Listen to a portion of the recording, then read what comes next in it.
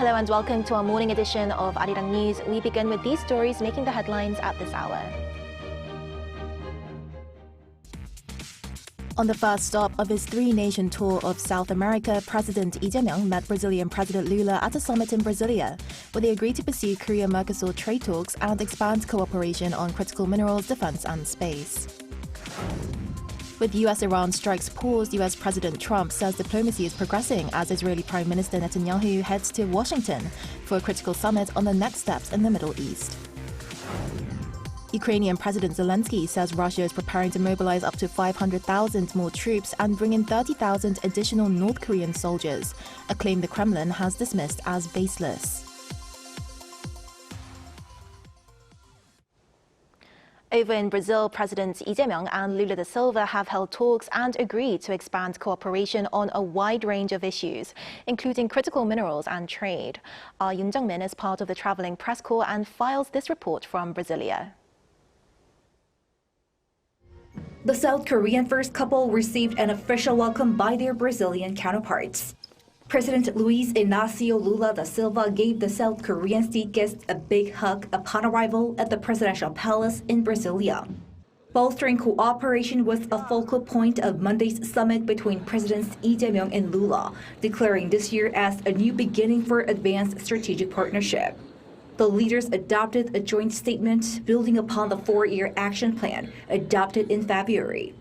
The focus was resuming talks for the Korea-Mercosur trade agreement. 통상 환경의 불확실성이 커지는 시대일수록 한국과 메르코스르 간 무역 협정은 더 이상 미룰 수 없는 중요한 과제라는 것에 깊이 공감하였습니다. I plan to ensure that there will be no obstacles to resuming negotiations on the trade agreement between Korea and Mercosur. In particular, I have designated our Vice President to lead a working group. The two men also agreed to bolster strategic cooperation in resources and energy to diversify supply chains. 브라질은 누구나 아는 것처럼 세계적인 핵심 광물 보유국입니다. 이번 회담에서 저와 룰라 대통령은 양국 기업과 기관 간의 핵심 광물 공급망의 전 주기에 걸친 협력 확대 필요성에 공감하였습니다. The talks yielded key deliverables, including MOUs on space and industrial technology.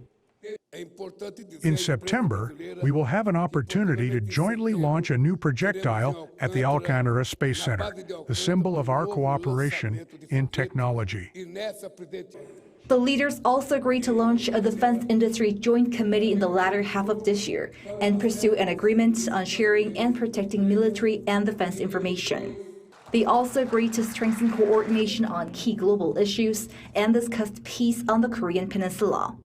MOUs were signed for cooperation in the fields of film, sports, and education. He and Lula also strengthened personal bonds by sharing their background as factory workers who overcame hardship. After concluding the summit, President Lee will hold a Korea-Brazil business roundtable in Sao Paulo and meet the Korean community. Yoon Jung-min, Arirang News, Brasilia.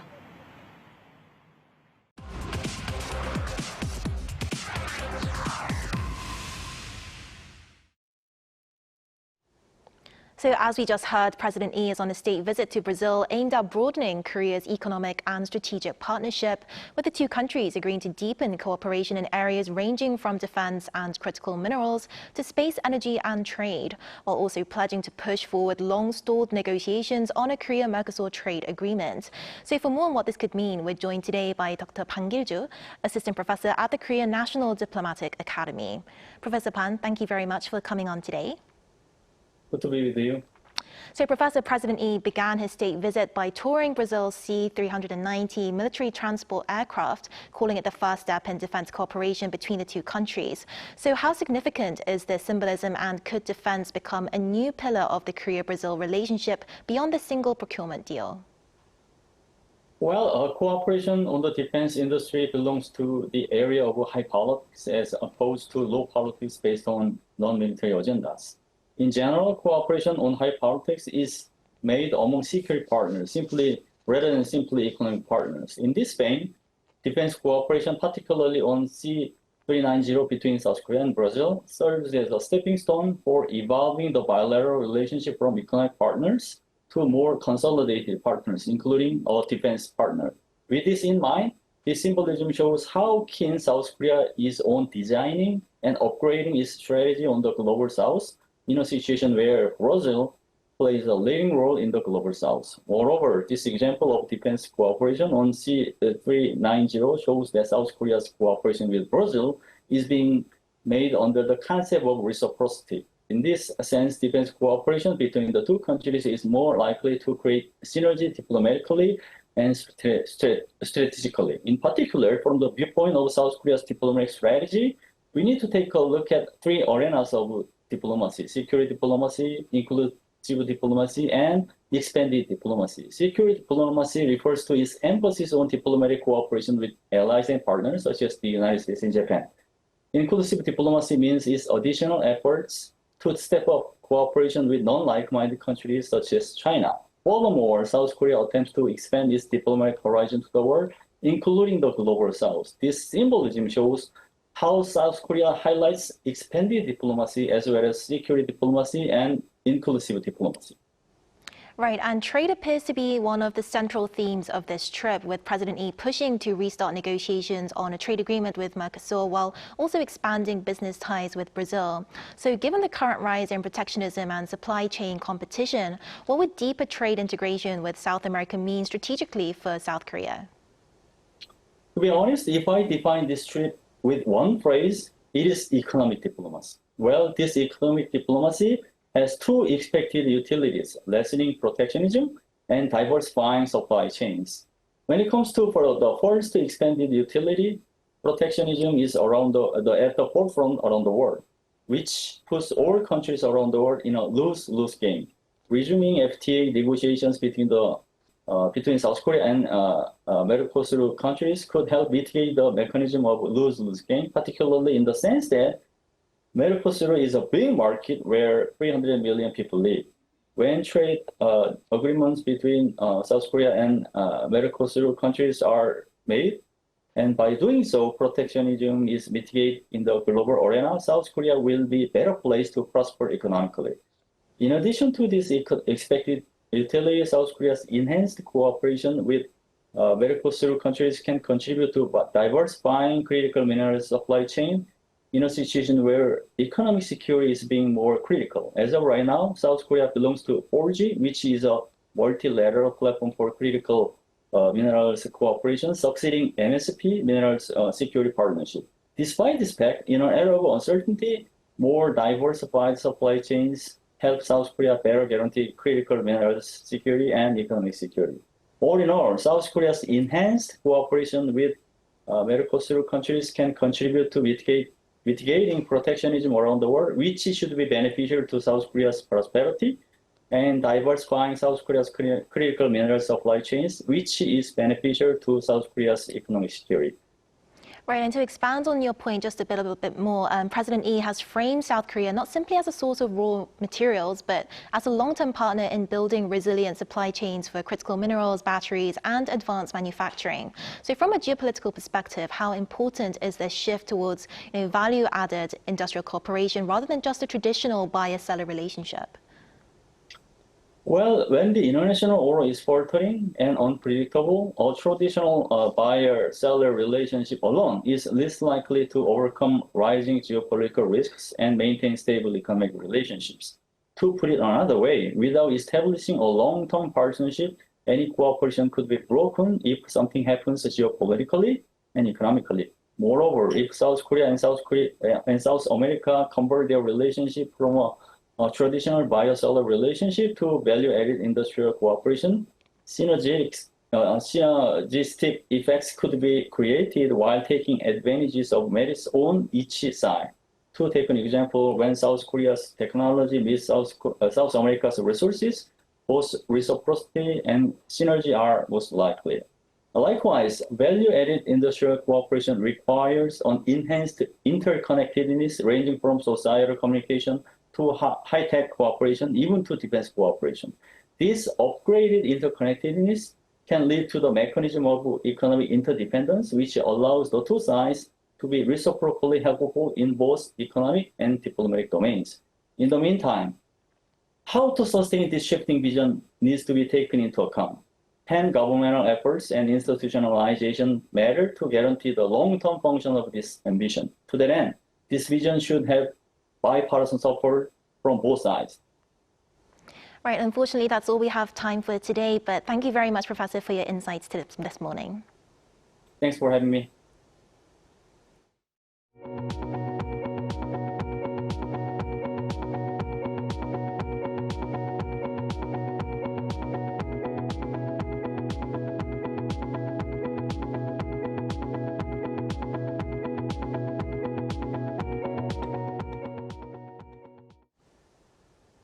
Korea's main stock market triggered a sell-side sidecar on both KOSPI and KOSDAQ on Tuesday.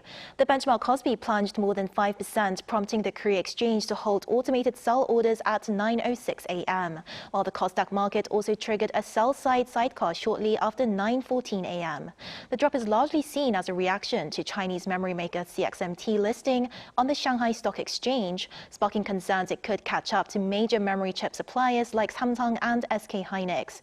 Investor sentiment was weakened after major U.S. chip makers, including Nvidia, Micron, and AMD, posted sharp losses on Monday, with the tech-heavy Nasdaq index sliding 0.18%.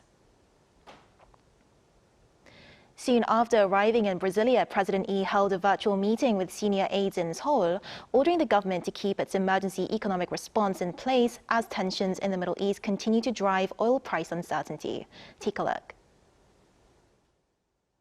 네, 지금 여기와 대한민국은 정확하게 12시간, 밤 12시간, 낮 12시로 바뀐 상태입니다. Even from Brazil, President Lee Jae-myung kept up his weekly meeting with senior aides. Held virtually on Sunday evening in Brasilia, the meeting linked the president with officials in Seoul. A major focus was stepping up preparations for the economic fallout from the renewed military conflict between the United States and Iran. 중동 지역 상황이 다시 불안정해지면서 국제 유가가 출렁이고 있습니다. 유가 변동성이 당분간 이어질 가능성이 큰 만큼 국내 물가에 미칠 영향을 최소화하기 위한 선제적 노력을 빠르게 기울여야 되겠습니다.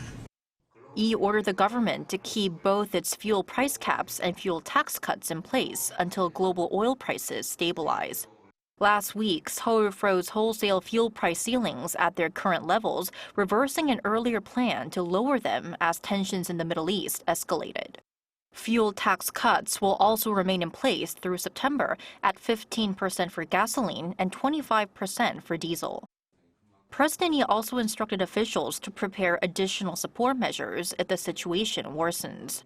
He then went on to order a crackdown on those seeking to profit from the crisis. 기름뿐 아니라 다른 핵심 민생 품목들에 대해서도 매점 매석, 담합 행위 같은 사례가 발생하지 않도록 관계 당국이 시장 교란 행위 단속에 만전을 기해 주시기 바랍니다. The president's remarks came after domestic oil refiners were found to have engaged in a price-fixing scheme worth tens of trillions of won. Trial dates are being scheduled following indictments on charges of violating the Fair Trade Act. Sunday's meeting marked the second time Lee has chaired his top aide meeting virtually while overseas. The Blue House says the format is intended to ensure there are no gaps in state affairs during the president's foreign trips. 송유진, Arirang News. Korean consumers' expectations for housing price increases rose to the highest level in nearly 5 years in July. The Bank of Korea said on Tuesday that the housing price outlook index climbed 7 points from the previous month to 127. The increase came as apartment sale and rental prices continue to rise, particularly in Seoul and Gyeonggi-do province. Meanwhile, overall consumer sentiment improved for a third consecutive month. The composite consumer sentiment index edged up 0.2 points to 106.8, remaining above the benchmark of 100. The BOK attributed the improvement to strong semiconductor-led exports and expectations for higher wages, despite inflation concerns and stock market volatility. The Korean government plans to enshrine into law that its nuclear-powered submarine program is not intended to develop or possess nuclear weapons. According to government sources on Tuesday, the Defense Ministry will soon introduce a special bill stating that the program would not undermine the global non-proliferation regime. It will also require compliance with the Nuclear Non-Proliferation Treaty, cooperation with inspections by the International Atomic Energy Agency, and strict nuclear safety standards.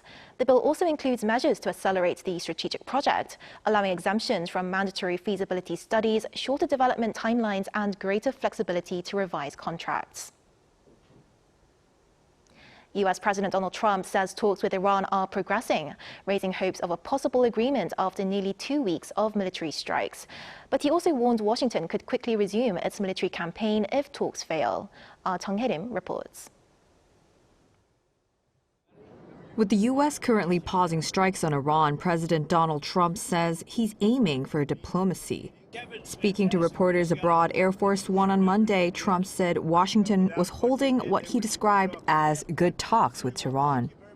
You know, we're having good talks, so we'll see what happens. I think there's a good chance that something could happen, and if it does, good. If it doesn't, we go back to doing what we were doing 2 days ago. In an interview with Axios, President Trump reiterated that diplomacy must move quickly, stating it will either go fast or not at all. He also said Iran had requested talks both directly and through intermediaries, but warned that strong military action could resume if no agreement is reached. The U.S. paused its strikes on Friday following 13 consecutive days of attacks against Iranian targets. Oman is reportedly the main mediator in discussions, with Qatar, Pakistan, and Egypt also involved. Meanwhile, Israeli Prime Minister Benjamin Netanyahu has arrived in Washington ahead of a critical White House summit on Tuesday. While the main talks will be on Iran, analysts point out that the two leaders appear to have differing views over the next step. Trump is prioritizing an agreement that restores shipping through the Strait of Hormuz, while Netanyahu is expected to press for continued pressure on Tehran. Adding to the pressure, around 600 retired Israeli security officials published a letter urging President Trump to address rising West Bank violence during his talks with the Israeli leader. The outcome of Tuesday's meeting could determine whether the region moves closer to a deal or back toward renewed military confrontation. Chung Hye-rim, Arirang News. Ukraine says Russia is preparing a massive new troop mobilization after September's elections, while planning to bring in another 30,000 North Korean soldiers. A Ukrainian civil society organization also claims Moscow and Pyongyang are expanding military cooperation, with more missile support and a possible drone factory in North Korea. Lee Seung-jae reports. President Vladimir Zelenskyy says Russia is preparing a major expansion of its war efforts, including a new troop mobilization and additional military support from North Korea. In an interview with Britain's Sky News ahead of talks with British Prime Minister Andy Burnham, Zelenskyy said Russian President Vladimir Putin is expected to order the mobilization of between 300,000 and 500,000 troops after Russia's parliamentary elections in late September. Citing Ukrainian intelligence, he said the move is being delayed until after the vote to avoid a public backlash. Zelenskyy also claimed that North Korea is preparing to send another 30,000 troops to Russia, with preparations underway since June in Russia's Voronezh region to receive the additional personnel. He warned that many of the newly mobilized troops would receive little training before being sent to the front lines, resulting in heavy casualties. Zelenskyy further alleged that Pyongyang is preparing to provide Russia with additional ballistic missile launchers. The Kremlin quickly pushed back against the claims. According to Russian state news agency TASS, Kremlin spokesperson Dmitry Peskov dismissed the allegations, saying Russia's military plans were not for the Ukrainian president to comment on. Meanwhile, a Ukrainian civil society organization says military cooperation between Moscow and Pyongyang may be expanding even further. Natalia Gumenyuk, director of the Public Interest Journalism Lab, said there are indications the two countries are discussing the construction of a drone manufacturing plant in North Korea. While she did not disclose the source of the information, Gumenyuk said North Korea has both the workforce and access to Chinese-made components needed for large-scale drone production. She also said North Korean military delegations have repeatedly visited Russia to study battlefield tactics including drone operations, electronic warfare, and intelligence. Neither Russia nor North Korea has officially confirmed the latest allegations, and the claims could not be independently verified. Lee Seung-jae, Arirang News.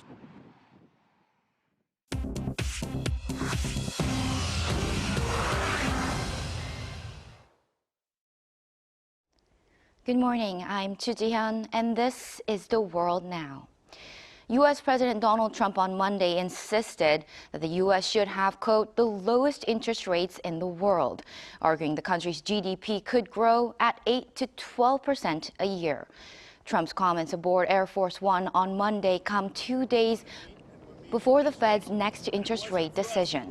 Speaking to reporters, Trump called Fed Chairman Kevin Warsh, quote, fantastic, praising his pick to lead the Federal Reserve, but said other board members are very political and perhaps have bad intentions for resisting rate cuts. Markets expect the central bank to hold steady, though Dallas Fed President Lori Logan and others have pushed for a rate hike given persistent inflation. The Fed's benchmark rate has held between 3.5 and 3.75% since a cut last year.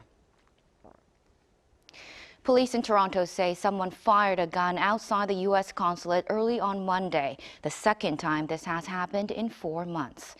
No one was injured, though officers found a shell casing and damage to the building, and a white sedan fled the scene. It's the latest in a wave of gun violence targeting the city's Jewish community and diplomatic sites. An attack in March on the same consulate followed 3 shootings at Toronto area synagogues. Ontario's premier condemned Monday's shooting and vowed that those responsible will be prosecuted. In Japan, Prime Minister Sanae Takaichi is defending her economic policies as her approval rating slides and the yen hits a 40-year low.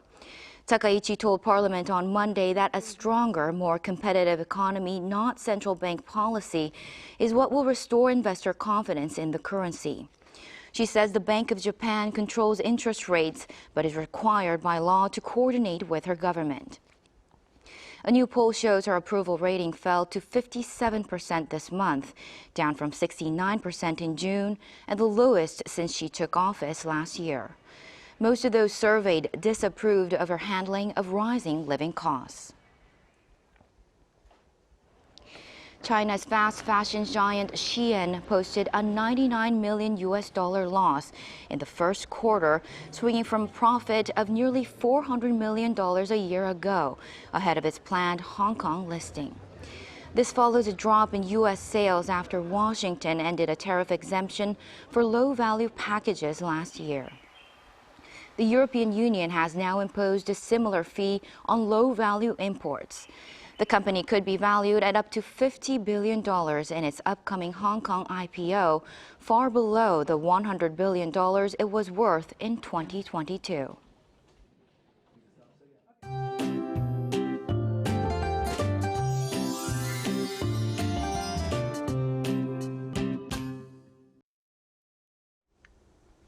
Korea's heat emergency alert has now been raised to its highest level, severe. Heat alerts remain in place nationwide, while a heat wave emergency warning is in place for parts of the southern regions.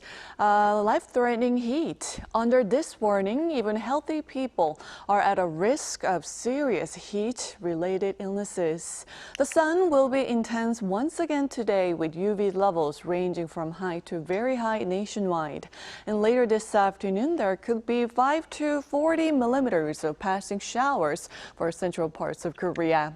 And this afternoon, Seoul will be getting up to 33 degrees Celsius, and Daegu and Gyeongju will be topping out at 38 degrees.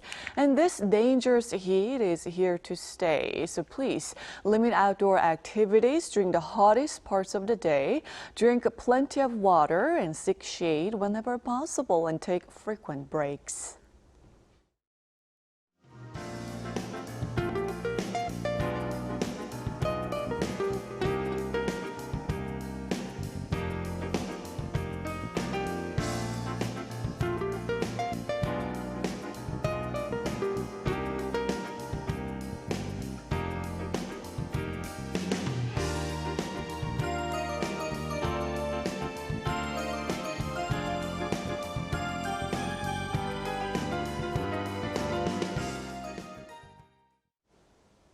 That's all we have for this morning. Arirang News will be back at noon Korea time. Thanks for watching.